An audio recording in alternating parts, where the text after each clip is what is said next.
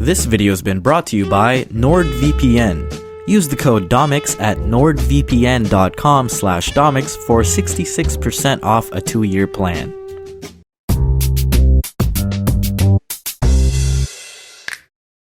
With all of the videos I've made about driving, and my complaints about other people's abilities behind the wheel, you'd assume I'm a pretty good driver with no record. Wrong. I am a filthy hypocrite. Last year, I got a ticket for speeding in a school zone, which, if you didn't know, is an automatic fail on your driving test. Actually, looking back, I technically wasn't in the school zone yet, and I was just trying to keep up with traffic. But I'll own up to my ignorance and admit that I didn't realize I was actually going that fast. You can tell that specific area is a hot spot for speeders because there's a nice little nest for them Dodge Chargers to perch on. I sped past an incognito cop, saw the flashing lights in my mirror, and after some initial delusion that it wasn't for me, no, can't possibly be, oh wait it is, I pulled over.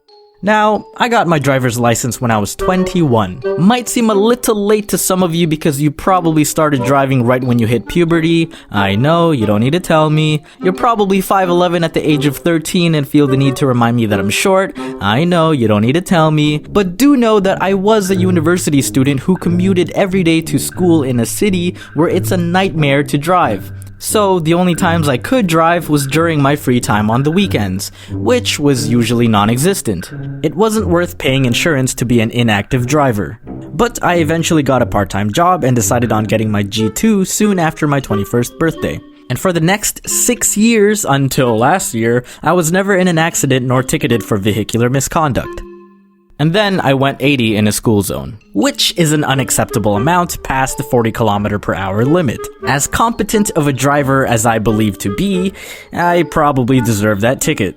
The cop gave me the whole, "Do you know how fast you were going?" spiel, and I was nothing but cooperative in the conversation. "Officer, I was going so fast that you're not even speaking to me. This is just my after image." He asked for my license, insurance policy, and proof of ownership. Cool. Here's my license and my insurance policy. And let me just get my other document from the empty glove compartment. Why are my documents not here? Oh yeah, that's right. I recently got my car detailed and took everything out and forgot to put it back in. Sir, are you aware that your policy expired a month ago?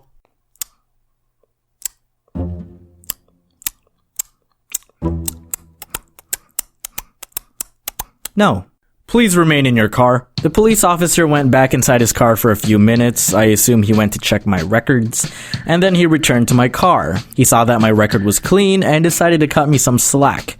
"I understand this is your first offense, but I'm still gonna have to ticket you for speeding. But I'll only mark you for going 10 over, alright? I can waive your other charges if you can provide those documents in court. You'll be contacted for an appointed date."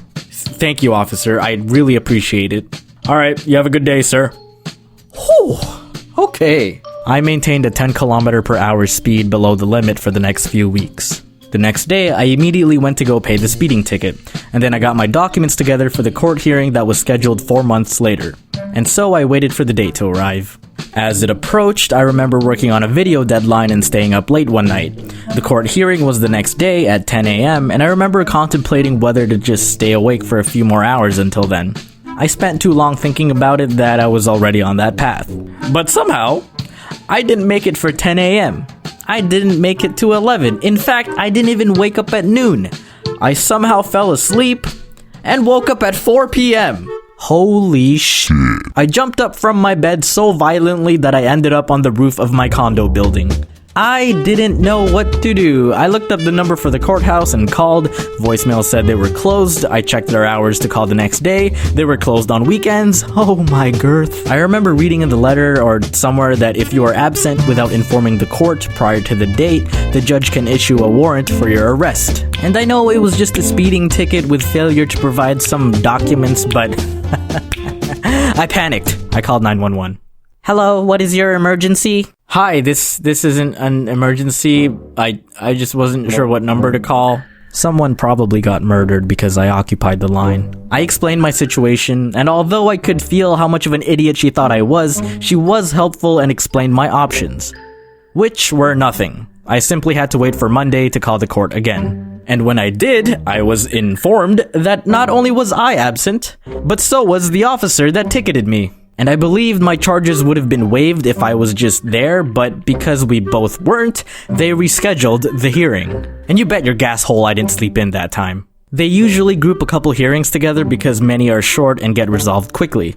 The person in line in front of me turned around and did a double take. Are you Domics? What an inconvenient place for a fan to recognize me. I could probably just lie. Yeah, that's me. I'm just here for a speeding ticket. How about you? I ran a red light and killed a family. I'm just kidding, but I remember it being more serious than a speeding ticket. Anyway, the police officer that ticketed me came into the room and approached me. He seemed almost hospitable with what he told me to do and say once my name was called up, and assured me that I'd be okay. I mean, I knew my offense wasn't that serious, but he kinda seemed like a bro for making sure things went smoothly. I don't know, maybe it was just me. Mr. Punjabab? That sounds awfully close to a butchering of my last name. I sure hope someone in here is actually named Punjabab. I guess that's a no? Nobody here? Okay, yeah, that's me! Man, I'm really glad that cop cut me some slack. But you know who wouldn't be as nice?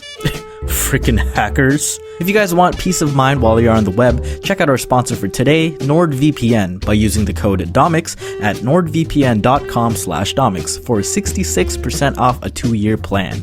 It's easy, it's simple, 10 out of 10, best VPN. Virtual private networks are a great way to protect your privacy and security online, allowing you to surf the net anonymously with absolutely no data logging using military-grade encryption. With its thousands of servers in over 60 countries, its lightweight and user-friendly interface, you can virtually be wherever you want to be without actually being there. I travel pretty frequently, and you can never be too safe when connecting to certain networks. Last thing you want is to get all your info stolen. Your privacy deserves to be protected. It's real easy to use. You just boot it up and literally choose where you want to be. My neighbors below? I'm there. Maybe I feel like being in France. Bonjour. I can even keep going and be in Japan. Konnichiwa. Super fast servers protect up to 6 devices at once, available on Android, iOS, Windows, and macOS. If you're still iffy about it, give it a try. You have 30 days to get your money back, guaranteed. Once again, that's nordvpn.com/Domics with the code Domics for 66% off a 2-year plan. Enjoy and stay safe.